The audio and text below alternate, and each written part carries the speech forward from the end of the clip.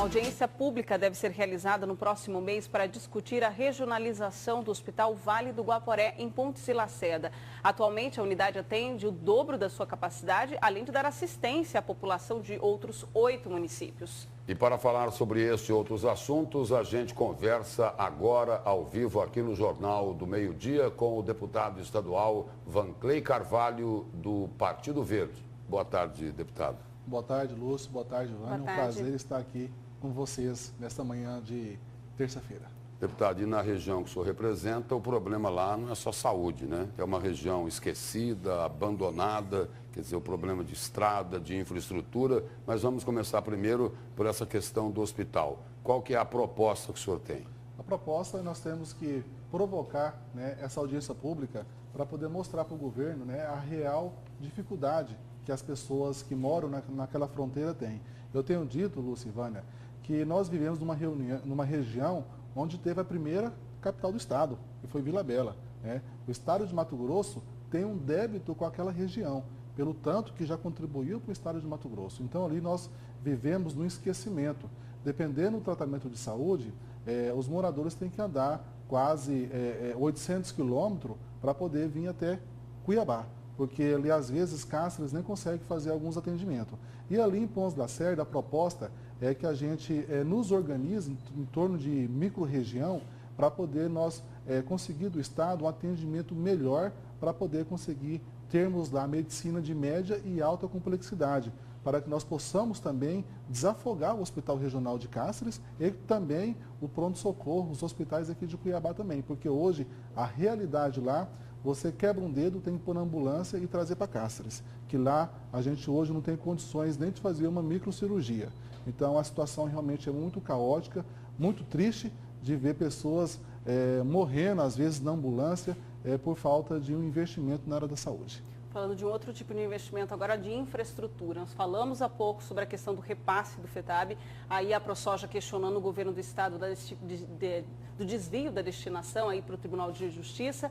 Qual que é o posicionamento do senhor em relação àqueles 50% para os municípios e sobre essa outra postura que o estado teve agora, semelhante ao governo anterior? Totalmente contrário à postura do governador, porque o pecuarista, a pessoa que paga o imposto, igual tenho dito, a pessoa que cria, vamos dizer assim, o gado, vamos dizer assim, que paga o seu imposto, esse dinheiro tem que ser revertido em infraestrutura. O governo sabe quantas cabeças de gado que o seu Antônio tem, mas o governo não está se importando pela estrada que chega até chegar na propriedade do seu Antônio, por exemplo, né?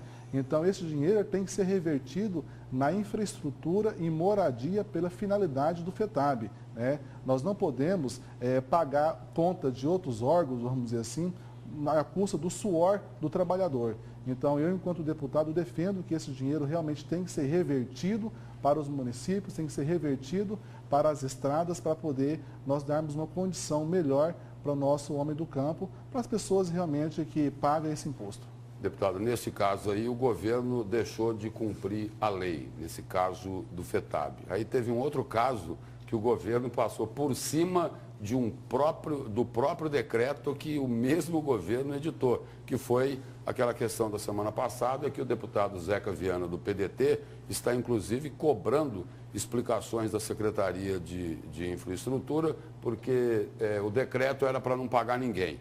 Aí pagaram meia dúzia de empreiteira e uma delas era do filho do primeiro secretário da Assembleia Legislativa, o deputado Nininho Bortolini. Correto. Eu tenho dito que o governo ele tem que reaver algumas posições, com relação, inclusive, eu acrescentaria até mais uma lei, né, que foi descumprida, que foi a Lei 540 de 2014, sobre a reestruturação das carreiras dos escrivães e dos investigadores, porque até agora também não tem nada que se torne a lei inconstitucional. A lei ela é constitucional e o governador não está cumprindo uma lei que é legal, da mesma forma do decreto, né? Então, são vários tópicos que nesses primeiros dias está acontecendo, né, do que foi falado não está sendo cumprido, que a gente, enquanto deputado, nós vamos já estamos cobrando, nós vamos continuar cobrando para poder... Isso desgasta o governo, né, deputado?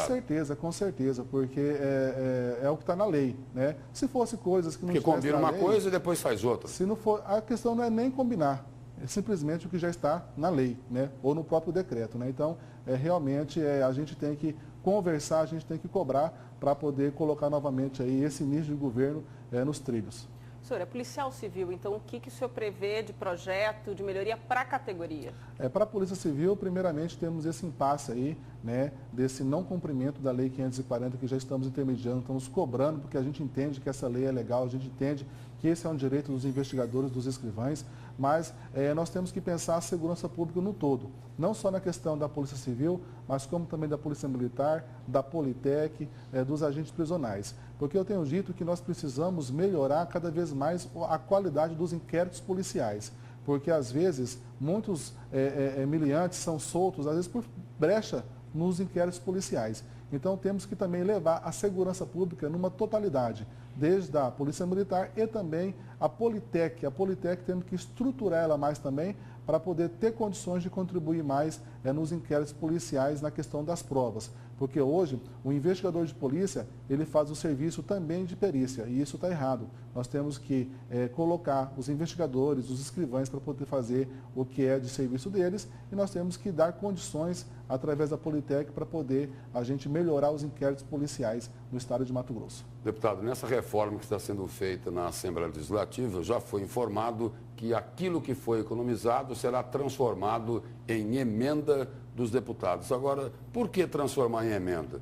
Não seria o caso de se devolver esses recursos para o governo do estado e aí sim se discutir onde esses recursos serão aplicados? Certamente. Porque essa história de emenda aí a gente já conhece mais ou menos como é que funciona, né? Essa economia, ela tem que existir, ela tem que haver, essa economia. E o dinheiro, como sabe, economizado é retornado para o governo do estado. Retornando para o governo do estado, eu defendo que a Assembleia tenha participação no sentido de discutir para onde que esse recurso vai ser destinado.